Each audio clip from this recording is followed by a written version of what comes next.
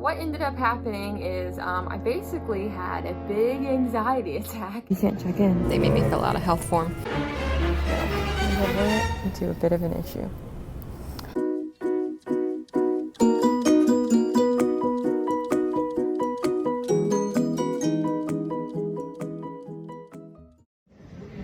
What's up, guys? I have made it through TSA. I arrived and actually ended up getting stopped at the check-in desk because, well, first of all, I couldn't check in online. I thought they were going to do like temperature checks, but they didn't.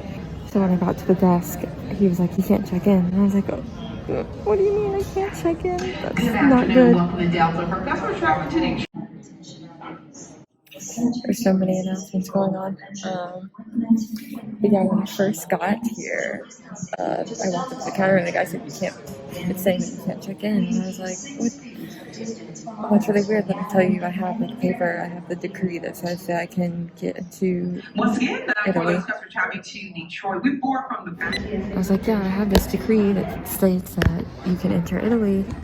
He was like, let me call and see. I just don't want you to go really far and get like stopped. And he said, do you have a COVID test? And I was like, yeah, I have a negative COVID test within 72 hours. And he also asked for like if I had a visa, which Americans don't need a visa to get into Italy short term.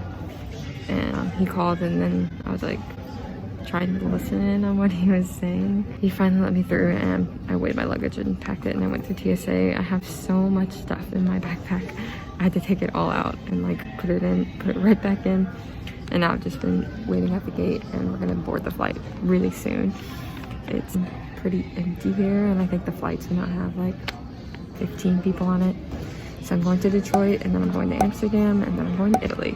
This is gonna be a really short flight. It's only gonna be an hour long, and then I will probably just pass out, to be honest. I'm really tired because I was trying to pack last minute and the rest of the little details. Yeah, I'll keep you guys updated. It was a little stressful in the beginning, but it's okay now. So here's a video of me trying to talk to you while I was on the plane, and obviously I'm failing because the plane is so loud. So just know that social distancing is enforced on planes. Okay, cool, thanks.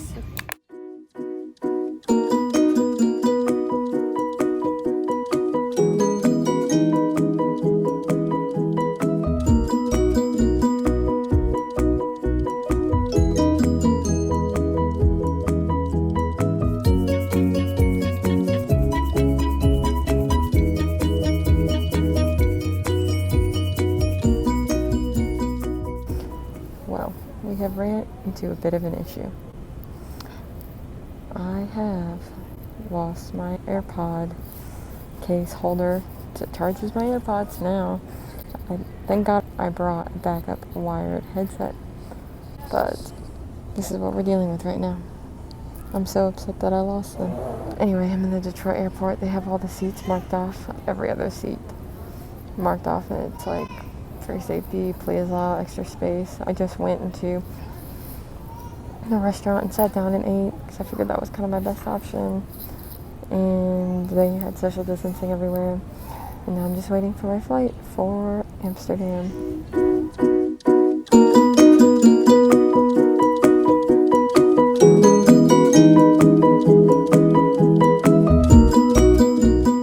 Okay, I'm not sure if you can hear me over this music or not, but I've made it through immigration in the Netherlands. I don't know if I talked about what happened at the Detroit airport, but at the Detroit airport, they made me fill out a health form, which I already printed off the website, so I already had it filled out. I just waited to do the timestamp when I got there. Turned it into them. They put a sticker on the back of my passport, and then I thought that they were going to look for the paper again, but actually no one ever asked for it after she put the sticker on my passport. We boarded the flight, and it was like 7 hours long. So when I got to immigration, they asked where I was going, who I was seeing. And I told them I was going to go see my boyfriend in Genoa, and they asked how long I was staying, and I said 2 months. And they said, do you have enough money in your account? And they asked, like, where was I quarantining, and I had to show them the proof of my quarantine, and then they also asked for the proof of stable relationship, and I had to give him like my invitation letter, and then he stamped my passport, and I went on. And I had to go through another line. So through Italy, I guess you have to fill out a specific paper. It was kind of like another self-declaration form, pre-COVID screening health questionnaire. And it's stamped, and I have it with me, and I guess they're going to collect it when I'm bored. We'll find out. Got one more round of immigration to go through, and hopefully I will be in Italy. It has been a long journey. Honestly, flying with COVID is really not that bad with all the social distancing. I mean, I really suggest getting an airline that enforces social distancing on their flight, because then I don't have to worry about other people near me, like when I'm eating, because, you know, food is all served at the same time. Now I'm eating this sausage roll. I always watch this vlogger, the baby lad, whatever, and how he talks about how much he loves sausage rolls, and then I got like a freaking $4 muffin from Starbucks, and I'm still hungry, so there's another little pastry place, and they had sausage rolls, so I need to check out what the hype is, because honestly I've never had one, and I'm gonna eat it now. I'll keep you updated on what's to come.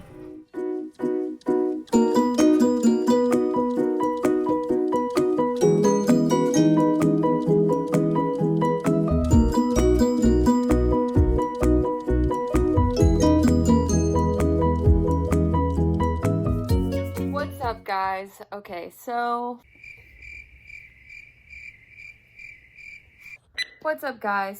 what ended up happening is I basically had a big anxiety attack and blanked the rest of the way.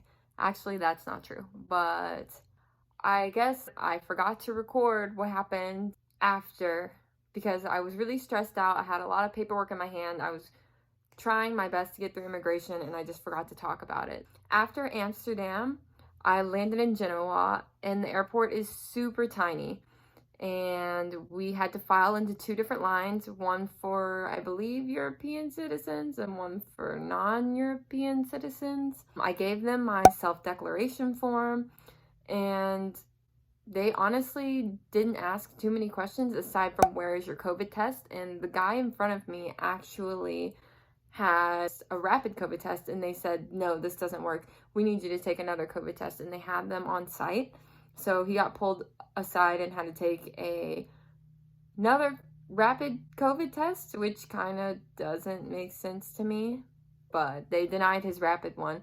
And I actually ended up having one from like 2 or 3 days prior to my flight, 72-hour window or whatever, and they said it was okay. They were only looking for the self-declaration form and the COVID test. None of my partner's information or anything like that.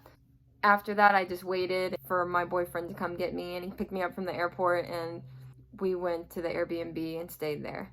I'm actually home now. I was okay with coming home early, and Delta is really good about switching flights. I actually switched them twice because I thought I wanted to leave on this day, and then I ended up staying for a few more days, and they were very flexible. No fees to be charged to me to change my flight, and that's just the cherry on top. And when, you know, you've got a lot going on and you don't really want to stress about flight changes, but because of COVID, they are more than willing to switch your flight. I just had to wait a really long time on the other end of the phone, but with international calling, so just keep that in mind. Maybe you'll get charged. My trip home, I didn't record any of it, but I can just tell you that I left Genoa, the lines were non-existent. I got my boarding pass in 2 seconds, and it was the same ticket for the whole entire flight. I went through security. There was not even a line, and then I waited for like 30 minutes to catch my flight. There was a security guard walking around telling people to wear surgical face masks. What I noticed in Italy is that they are really big on the surgical face mask, and it is mandatory for the flight for you to get to Italy, and I guess leaving Italy, for you to wear the surgical face mask, which I was. But the flight was an hour and a half, I believe, to Amsterdam. I arrived to Amsterdam, and I had 50 minutes from the point of me landing to get to my other gate. I kept like speed walking because I was really afraid that immigration was going to take forever. But in reality, the immigration line was super short, super great. There were only 2 people, I believe, and the lady at immigration crossing to Amsterdam only asked me how long was I in Italy, and maybe she asked me what I was there for. I think that's it. And she stamped me, and because I'm heading home, there's not as many questions. So I was just on my way, and I got on the plane. It was empty, but yeah, of course you have to wear your face mask the whole time unless you're eating, even when you're sleeping, and supposedly change them out every 3 hours. I definitely did that on my way there, and I was wearing my face shield a lot, but if there was enough distance between me and the other person, I didn't feel the necessity to wear the face shield. After we landed in Atlanta, I had about 2.5 hours to get to my connecting flight to get home. The immigration line was terrible.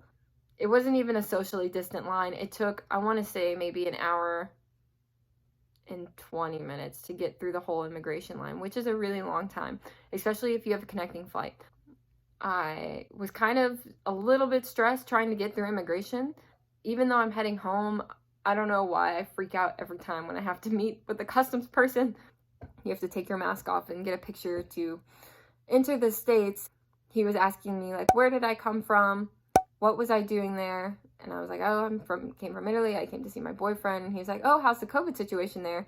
And I kind of like told him about the different types of zones.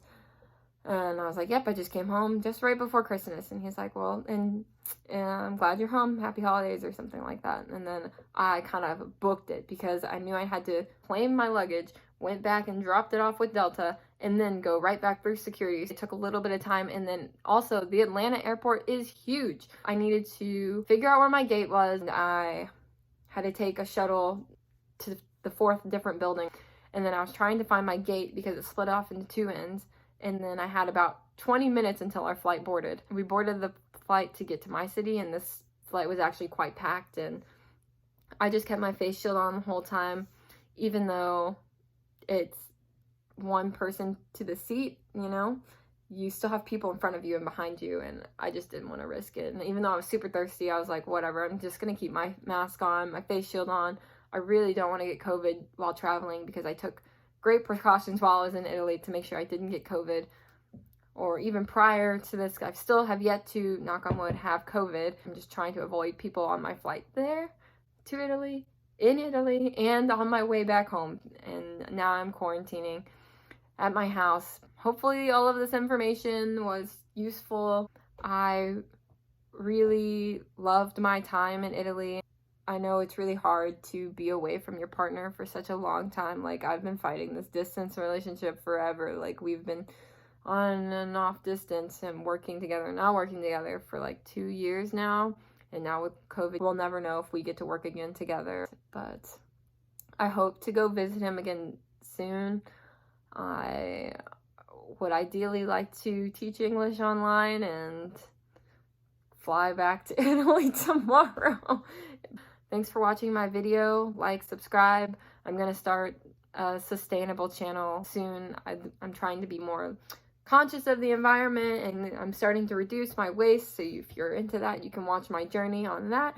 I also love to travel. I work on cruise ships, so maybe I'll attempt to vlog that if the vlogging is my passion. But for all those long distance couples out there, I know there's people that still have not even been able to see their partner. And I just wish you like all the best, all the hope. I'm not even gonna lie, I was really trying to give up at the very end because I was just getting super frustrated. I needed a lot of paperwork and my partner wasn't answering me in the amount of time that I needed the information because it was crunching down to like right before I was leaving.